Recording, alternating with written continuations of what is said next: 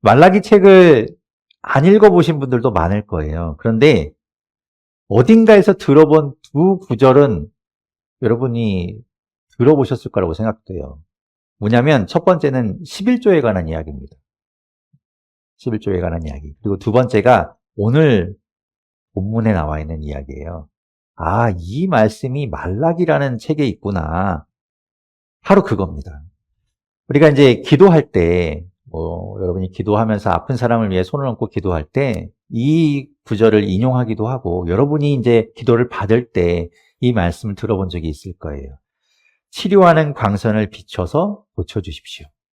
이런 기도 말이죠.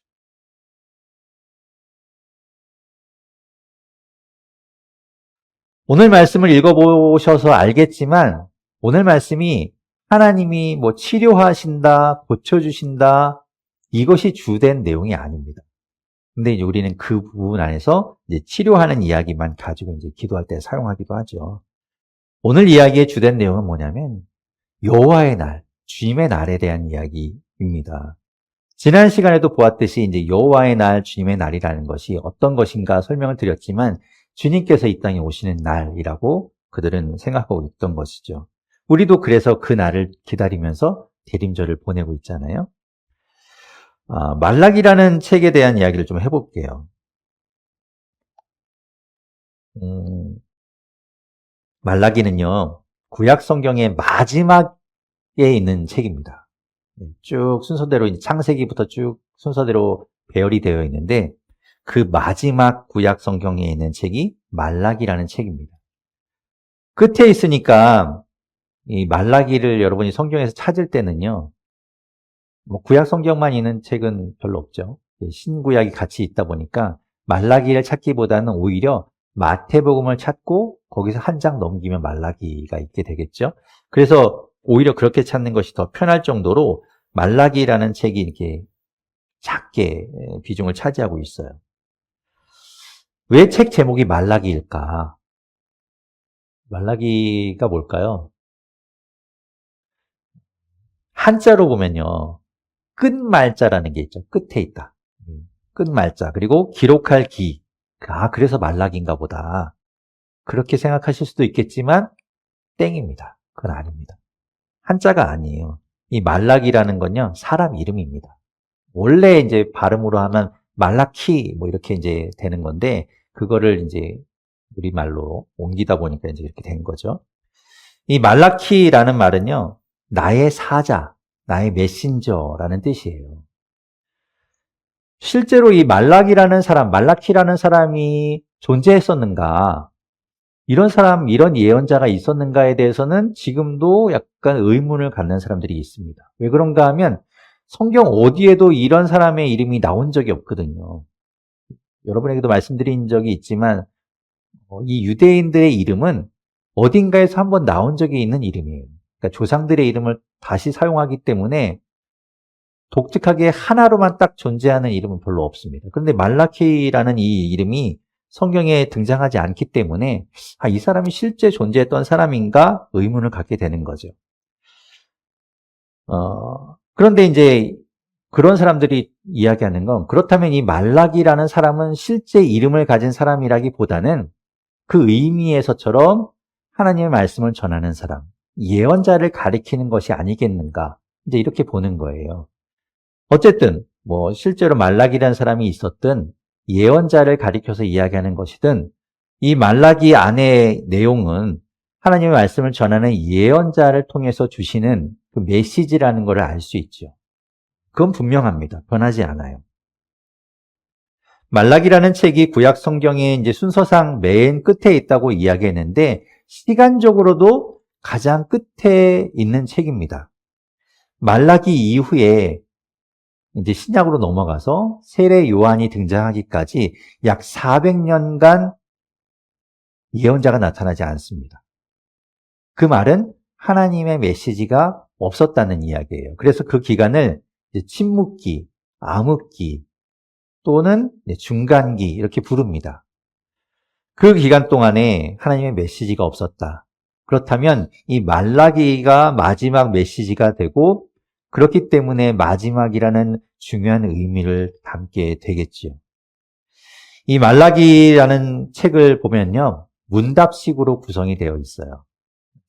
사람들이 질문하면 거기에 대해서 하나님이 이렇게 답을 해주시는 그런 형태로 되어 있습니다. 그래서 말라기 안에는요, 6개의 질문이 등장합니다. 앞에 5개의 질문에 대해서는 나중에 기회가 되면 또 우리가 살펴보게 되겠지만, 오늘 본문 안에 있는 건 이제 마지막 6번째 질문에 대해서 하나님이 말씀하시는 내용이에요. 마지막. 온통 마지막으로 되어 있네요. 오늘 질문은 이겁니다. 6번째 질문. 그 질문이 무엇인가? 오늘 본문 13절에서 15절에 기록되어 있습니다. 같이 한번 읽어볼게요. 13절부터 15절입니다. 시작. 너희가 불순한 말로 나를 거역하였다. 나 주가 말한다.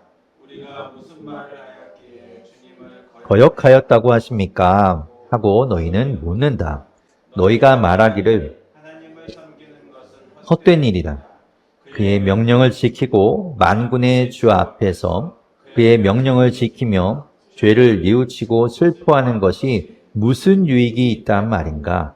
이제 보니 교만한 자가 오히려 복이 있고 악한 일을 하는 자가 번성하며 하나님을 시험하는 자가 재앙을 면한다 하는구나. 아주 전통적인 질문이죠. 질문. 그들이 이야기합니다. 이 백성들이 이야기하기를 우리가 무슨 말을 했길래 하나님을 욕했고 하나님을 모독했고 하나님을 대적했다고 말씀하는 겁니까? 우리가 말로 뭘 그렇게 잘못했습니까? 라는 거죠. 그러면서 그들이 질문하는 거예요. 우리는 직접적으로 하나님께 대들거나 하나님께 함부로 말하거나 하나님을 욕하거나 하지는 않죠. 강 큰 사람이 아니면 그렇게 하나님께 하기 쉽지 않아요? 그러니까 또 누가 떠오르는데, 전 모시기가 떠오르는데, 하여튼 그런 사람 아니면 그렇게 하나님 앞에 그렇게 당돌하게 할 수 없습니다. 그렇게 했던 사람들이라면 하나님이 이렇게 물으실 때 뜨끔하고 찔림이 있겠죠. 아, 내가 그런 말 했으니까 잘못했지. 그런데 우리는 평소에 그런 말 하지 않아요. 그런데 하나님께서는 뭐라고 말씀하시는가 하면 우리가 평소에 했던 말들 가운데 그런 말들이 숨어 있다는 겁니다. 하나님께 적대적이고 하나님께 못되게 굴고 불손한 말들이 섞여 있었다는 거예요. 우리도 모르는 사이에 그런 말을 하고 있다는 겁니다.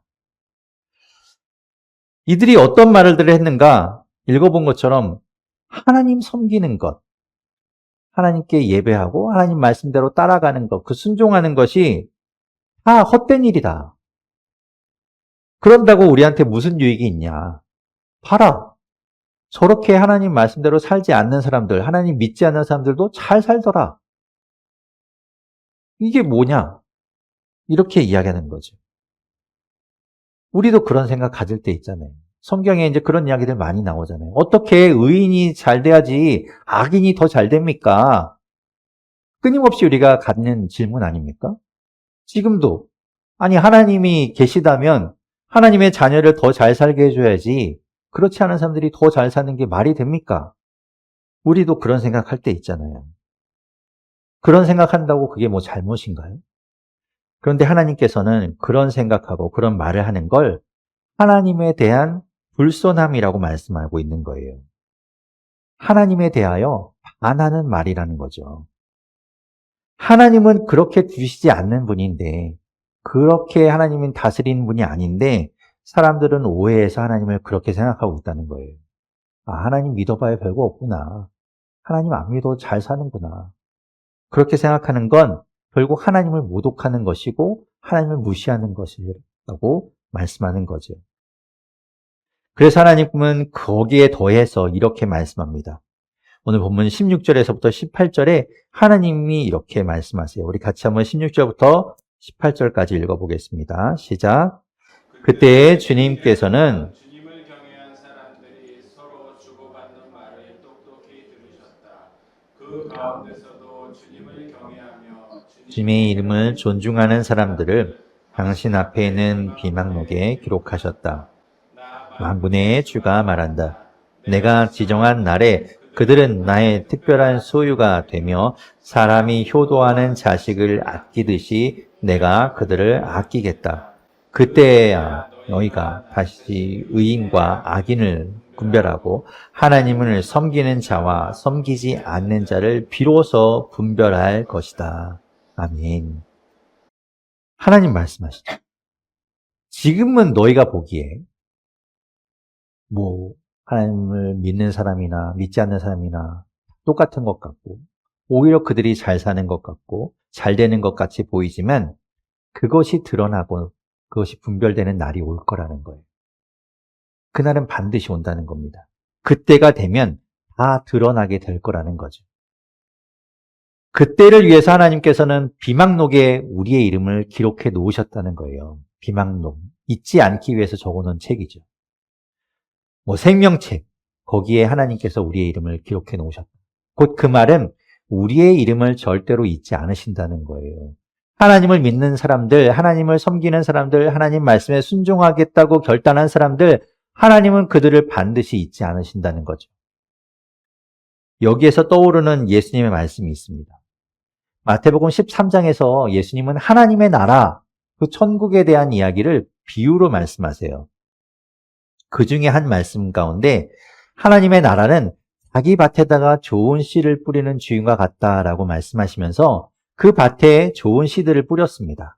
그런데 원수가 와서 그 가운데다가 가라지를 뿌려놓고 간 거예요. 곧 잡초를 뿌려놓고 간 거죠. 그래서 같이 자라게 된다는 그런 비유입니다.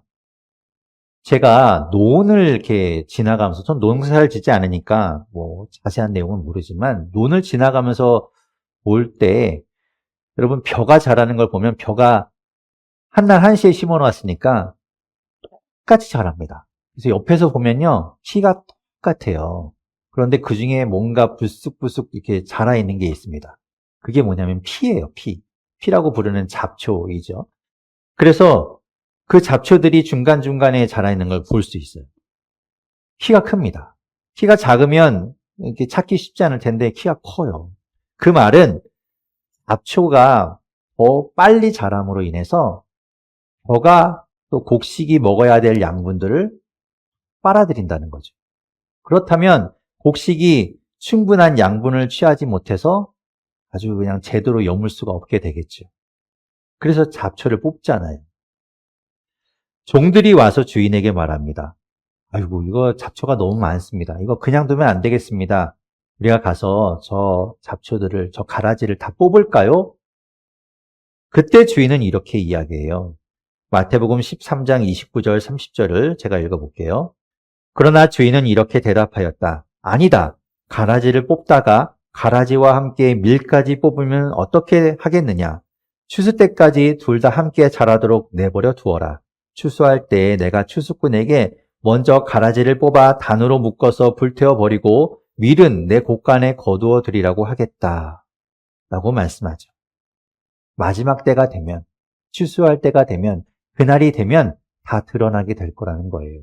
지금은 잡초가 더 잘 자라는 것 같고 잘 크는 것 같고 훨씬 잘 되는 것 같지만 그날이 되면, 추수할 때가 되면 분명하게 구분이 되고 나누어지고 가라지는 불에 타게 될 것이고 곡식은 곳간에 두겠다는 말씀이죠. 오늘 말씀과 연결이 돼요. 마찬가지로 지금은 다 같이 있고 지금은 하나님 믿지 않는 사람들이 잘 되는 것 같고 그들이 승승장구하는 것 같지만 여호와의 날, 주님의 날이 되면 구분이 될 거라는 겁니다. 가려지게 될 거예요. 하나님을 경외하지 않는 사람들이 지금은 잘 되는 것 같아도 그때가 되면 그들은 따로 분리가 될 겁니다. 예수님이 오시는 날 하나님을 경외하는 우리와 그렇지 않은 사람들이 나누어지게 될 거라는 거예요. 그러면서 다른 길을 가게 되겠죠. 생명의 길과 사망의 길로 나눠지게 될 겁니다. 지난 시간에 살펴보았듯이 우리에게도 하나님은 분명히 삶의 책임을 물으실 겁니다. 우리가 생명의 길을 간다고는 하지만 우리의 행동, 우리의 삶을 하나님께서 물으실 거라고 이야기했었어요. 그렇지만 분명한 것은 그럼에도 우리는 생명의 길을 간다는 거죠. 하나님이 우리를 구분하신다는 거예요. 그것이 하나님의 약속이죠. 하나님을 경외하고 그 이름을 존중하는 자들, 바로 우리를 하나님께서는 잊지 않고 그날이 되면 특별한 소유로 삼으시고 우리를 아끼겠다고 약속하시는 겁니다. 그러면서 그 날을 말씀하시는 것이 바로 오늘 보면 1절부터 3절까지예요. 우리 같이 한번 1절부터 3절 읽어보도록 하겠습니다. 시작. 나 만군의 주가 말한다. 용광로의 불길같이 모든 것을 살라버릴 날이 온다. 모든 교만한 자와 악한 일을 하는 자가 지푸라기같이 다 버릴 것이다. 그날이 오면 불이 그들을 살라서 그 뿌리와 가지를 남김없이 태울 것이다. 그러나 내 이름을 경외하는 너희에게는 의로운 해가 떠올라서 치료하는 광선을 발할 것이니 너희는 외양간에서 풀려난 송아지처럼 뛰어다닐 것이다.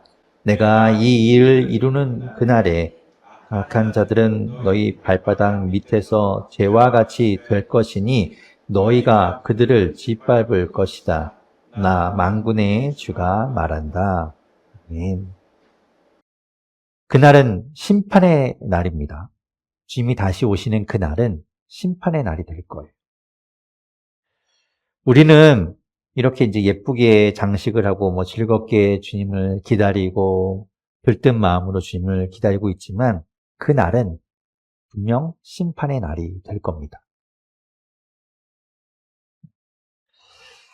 모든 악한 것들, 하나님 말씀에 어긋나는 것들, 그런 것들 다 형벌을 받게 되는 날이 바로 주님의 날인 것이죠.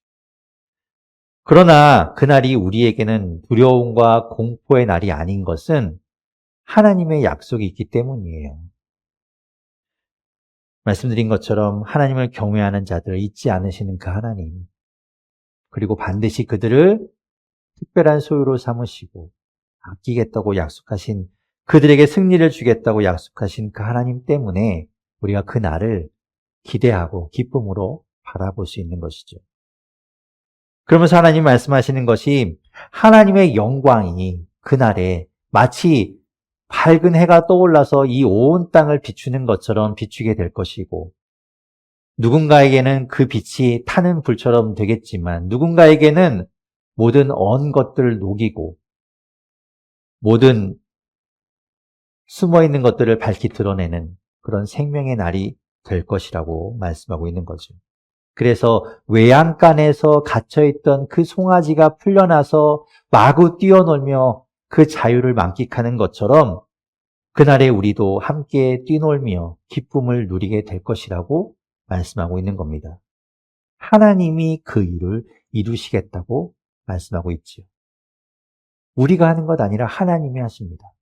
그 일은 반드시 이루어질 겁니다. 우리 그날을 기대합시다. 날마다 소망합시다. 주님이 이 땅에 오시는 그날, 그분 앞에 우리가 일어서서 머리를 들고 그 날을 맞이할 수 있도록 날마다 우리를 돌아보고 우리의 삶을 돌아보고 그렇게 주님을 기쁨으로 맞이할 수 있는 우리 모두가 되기를 바랍니다.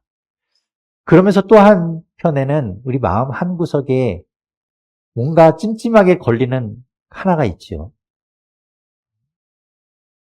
떠오르는 그 한 사람.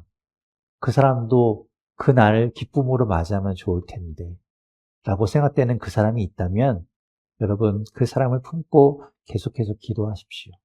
그리고 하나님 앞에 구하십시오. 하나님, 그 사람에게 주님 이 기쁜 소식을 전할 수 있는, 복음을 전할 수 있는 기회를 주십시오. 그의 마음을 열어주십시오. 그래서 그때에, 아주 적절한 그때에 우리가 복음을 전하고 그와 함께 주님 앞에 서게 되는 것을 바라며 그렇게 나아가길 원합니다.